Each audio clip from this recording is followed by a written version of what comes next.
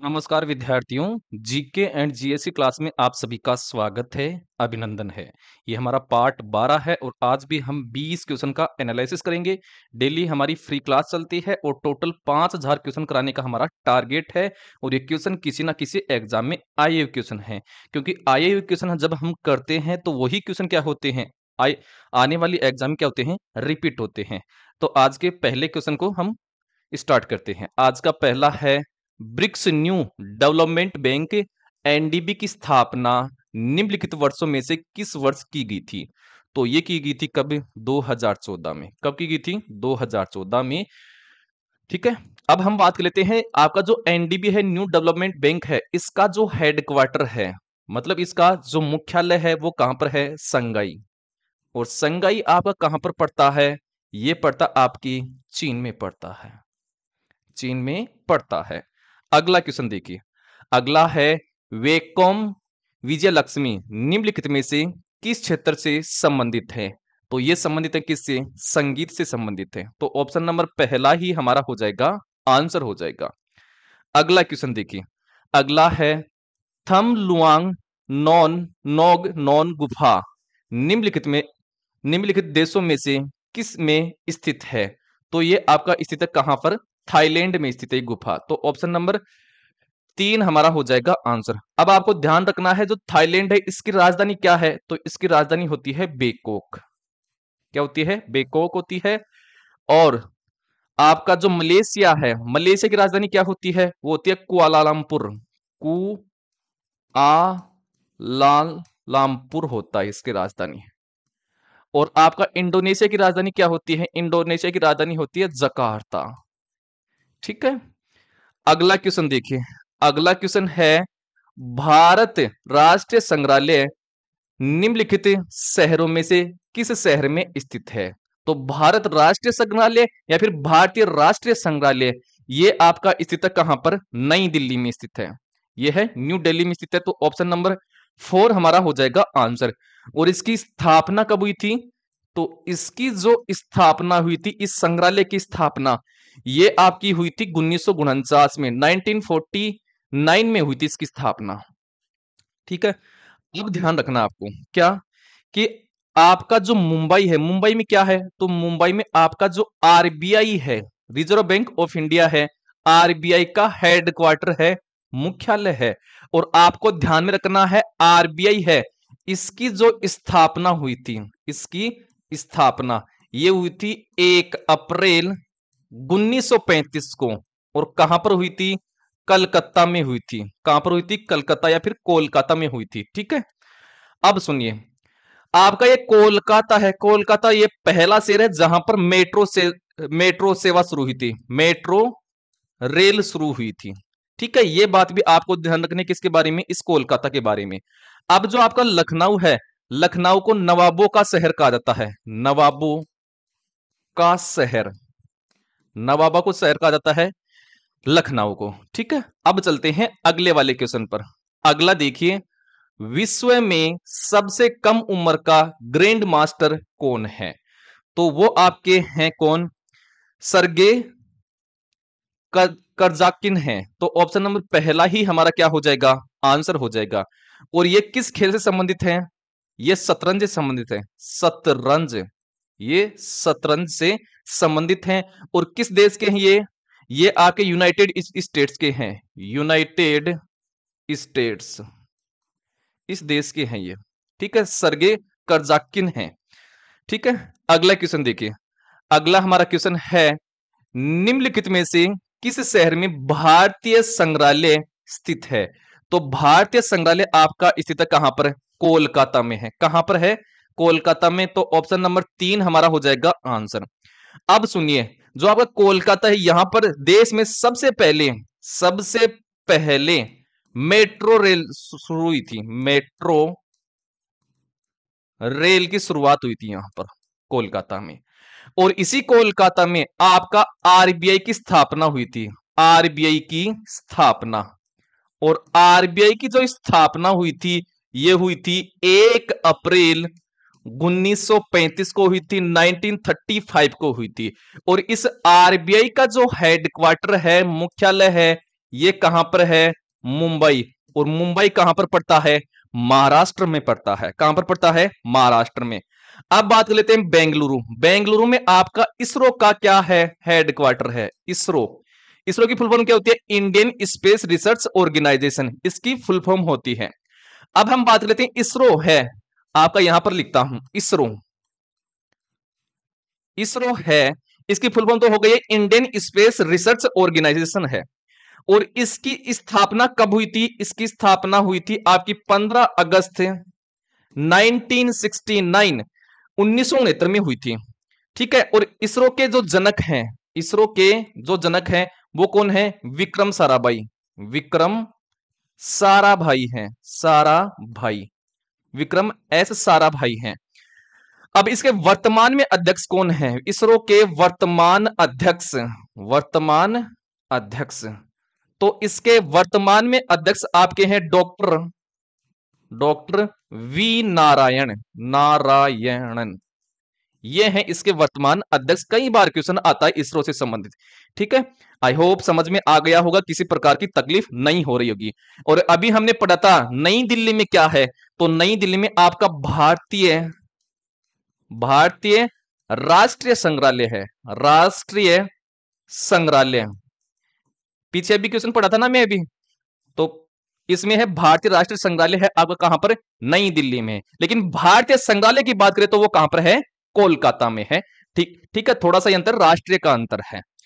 अगला क्वेश्चन देखिए, अगला है यदि कोई शरीर आराम की स्थिति में से शुरू होती है तो इसका प्रारंभिक वेग खालिस्तान के बराबर होता है।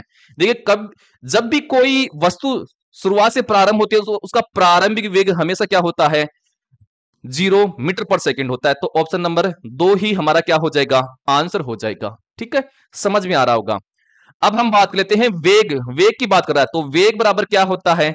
वेग बराबर होता है विस्थापन बटे समय होता है, विस्थापन बटे समय होता है। ठीक है। वेग अब क्या है? एक सदिश राशि है। सदिश राशि क्या होती है? जिसमें परिमाण के साथ दिशा की आवश्यकता होती है, उनको बोलते हैं सदिश राशि बोला जाता है। अब वेग का जो मात्रक है, वेग का मात्रक यूनिट, वो क्या होता है? मीटर पर सेकंड होता है। क्या होता है? मीटर पर सेकंड होता है। ठीक है, समझ में आ रहा होगा। अगला देखिए, अगला क्वेश्चन है खालिस्तान में अधिकतम प्रवेश शक्ति होती है तो किसमें प्रवेश शक्ति ज्यादा होती है, मतलब भेदन क्षमता किसकी होती है? तो वो होती है किसकी? गामा किरणों की होती है। किसकी होती है? गामा रे की होती है। तो ऑप्शन नंबर पहला ही हमारा क्या हो जाएगा? आंसर हो जाएगा। ठीक है, लेकिन आपको ध्यान में रखना है गामा किरणों की तरंग धैर्य सबसे कम होती है। तरंग धैर्य क्या होती है? सबसे कम होती है, सबसे कम होती है। ठीक है, तो यहां पर तो आ गया कि गामा किरणों की अधिकतम शक्ति होती है भेदन क्षमता, तो सबसे कम भेदन क्षमता किसकी होगी? तो सबसे कम भेदन क्षमता होगी अल्फा रे की, अल्फा किरणों की। तो इसकी सबसे कम रहेगी, सबसे कम शक्ति रहेगी, भेदन क्षमता की शक्ति रहेगी। और इसका अल्फा किरणों का तरंग धैर्य का मान, तरंग धैर्य का मान क्या रहेगा? सबसे ज्यादा है। इसका क्या है? सबसे ज्यादा या सबसे अधिक है। ठीक है, और बीटा रे है, इसका मीडियम होता है मान। आई होप समझ में आ गया होगा और तकलीफ नहीं हो रही। अब हम बात कर लेते हैं जो तरंग धैर्य है, इसको लेमड़ा के द्वारा शो किया जाता है। और तरंग धैर्य का मात्रक क्या होता है? इसका मात्रक होता है मीटर होता है। ये लीजिए, इसका मात्रक मीटर हो गया है। आई होप समझ में आ गया होगा। अगला क्वेश्चन देखिए, अगला क्वेश्चन है आपका भारत में गरीबी रेखा की अवधारणा पर चर्चा करने वाले पहले व्यक्ति कौन थे? तो वो थे आपके कौन? दादा भाई नेरोजी थे। तो ऑप्शन नंबर पहला ही हमारा क्या हो गया है? आंसर हो गया है। ठीक है, अब बाकी के ऑप्शन की भी हम बात कर लेते हैं। आपके जो जवाहरलाल नेहरू हैं, ये क्या हैं? स्वतंत्र भारत के, स्वतंत्र भारत के पहले पीएम थे, प्रधानमंत्री थे। ये थे जवाहरलाल नेहरू। अब बाकी का हमारे पास आता है क्या? प्रसन्न चंद्र महालनोबिस, ये क्या थे? तो ये थे भारत में सांख्यिकी के जनक, सांख्यिकी के जनक माने जाते हैं। कौन? ये महालनोबिस। ठीक है, समझ में आ रहा होगा और तकलीफ नहीं होगी। और महात्मा गांधी ने भारत के जो विभिन्न प्रकार के आंदोलन हुए थे, जैसे सविनय अवज्ञा आंदोलन, विभिन्न प्रकार के आंदोलन हुए थे, उन्होंने अपना भागीदारी निभाई थी। ठीक है, अगला क्वेश्चन देखिए। अगला हमारे पास क्वेश्चन आ रहा है, विश्व व्यापार संगठन जिसको बोला जाता है डब्ल्यूटीओ की स्थापना किस वर्ष हुई थी? तो डब्ल्यूटीओ की स्थापना हुई थी 1995 में। कब हुई थी? 1995 में हुई थी। अब बात कर लेते हैं, लेकिन कब हुई थी? इसकी हुई थी 1 जनवरी 1995 में इसकी स्थापना हुई थी, एस्टैब्लिश्ड हुआ था ये। अब हमारे पास आता है डब्ल्यूटीओ। डब्ल्यूटीओ, डब्ल्यू का तो मतलब होता है वर्ल्ड, टी का मतलब होता है ट्रेड और ओ का मतलब होता है ऑर्गेनाइजेशन होता है। इस डब्ल्यूटीओ का हमें पूछता हेडक्वार्टर अर्थात मुख्यालय, इसका मुख्यालय है आपका जो जिनेवा है, और जिनेवा कहां पर पड़ता है? स्विट्जरलैंड में, स्विट्जरलैंड, यहां पर इसका क्या है? मुख्यालय है, हेडक्वार्टर है। ठीक है, अगला क्वेश्चन देखिए। अगला है, निम्नलिखित में से कौन सा खनिज एक लोह है अर्थात फेरस खनिज नहीं है? तो देखिए आपका तांबा है, लोह खनिज नहीं है, ये हमें बताना है। तांबा आपका क्या है? तांबा, मैग्नीज, क्रोमाइट, लोह अयस्क, ये है आपके सामने। तो इसमें देखिए तांबा है, तांबा भी नहीं है और मैग्नीज भी नहीं है, इसमें तांबा और मैग्नीज नहीं है। कौन सा एक लोह खनिज नहीं है? आपका मैग्नीज नहीं है। क्या नहीं है? मैग्नीज नहीं है। तो ऑप्शन नंबर कौन सा हो जाएगा? दूसरा हमारा आंसर हो जाएगा। अब समझिए, आपका जो मैग्नीज है, मैग्नीज का प्रतीक होता है क्या? Mn होता है। M तो बड़ा और N छोटा आएगा, ध्यान में रखना है। और मैग्नीज का जो परमाणु क्रमांक है, एटॉमिक जो नंबर होता है, परमाणु क्रमांक, ये क्या होता है? ये होता आपका 25 होता है, 25 होता है। कितना होता है? 25 होता है। अब बात कर लेते हैं जो आयरन है, फेरस है, आयरन की मैं बात कर लेता हूं यहां पर, इसको लोहा बोला जाता है। आयरन है, इसका जो परमाणु क्रमांक है, परमाणु क्रमांक, इसका परमाणु क्रमांक होता है 26। और आयरन जो होता है, आयरन के ऊपर एक, आयरन जो होता है इस पर क्या लगती है? जंग लगती है। तो जंग से बचाने के लिए उस पर एक जिंक की परत चढ़ाई जाती है। किसकी परत चढ़ाई जाती है? जिंक की परत। और लोहे पर अर्थात आयरन पर जिंक की परत चढ़ाने की जो प्रक्रिया होती है, इसको बोला जाता है यसद लेपन। यसद लेपन अर्थात गेल्वेलाइजेशन बोला जाता है। कई बार यह क्वेश्चन आता है कि यसद लेपन में लोहे के ऊपर अर्थात आयरन के ऊपर किसकी परत चढ़ाई जाती है? तो वो चढ़ाई जाती है किसकी? जिंक की परत चढ़ाई जाती है। ठीक है, आपका तांबा है, तांबा है, इसका प्रतीक क्या होता है? Cu होता है। क्या होता है? Cu होता है। आई होप समझ में आ गया होगा। ये में खनिज के बारे में पूछ रहा है, तो मैग्नीज नहीं है, किसका? लोहे का खनिज। ठीक है, अब चलते हैं हम आगे की तरफ। आगे क्वेश्चन देखिए। आगे हमारे पास क्वेश्चन है, यूफ्रेटस नदी निम्नलिखित में से किस खाड़ी में गिरती है? तो ये आगे गिरती है अरब सागर की खाड़ी में। किस में गिरती है? अरब की खाड़ी में गिरती है। तो ऑप्शन नंबर 2 ही हमारा क्या हो जाएगा? आंसर हो जाएगा। सीधी बात याद करनी है, यूफ्रेटस नदी अरब की खाड़ी में गिरती है। यह क्वेश्चन आया था DSSB एग्जाम में आया था। अगला देखिए, निम्नलिखित में से कौन सा संशोधन भारत के संविधान में अब तक का सबसे व्यापक संशोधन है? तो वो आपका है कौन सा? 42वां संशोधन। और ये जो 42वां संशोधन है, ये कब हुआ था? ये हुआ था 1976 में हुआ था।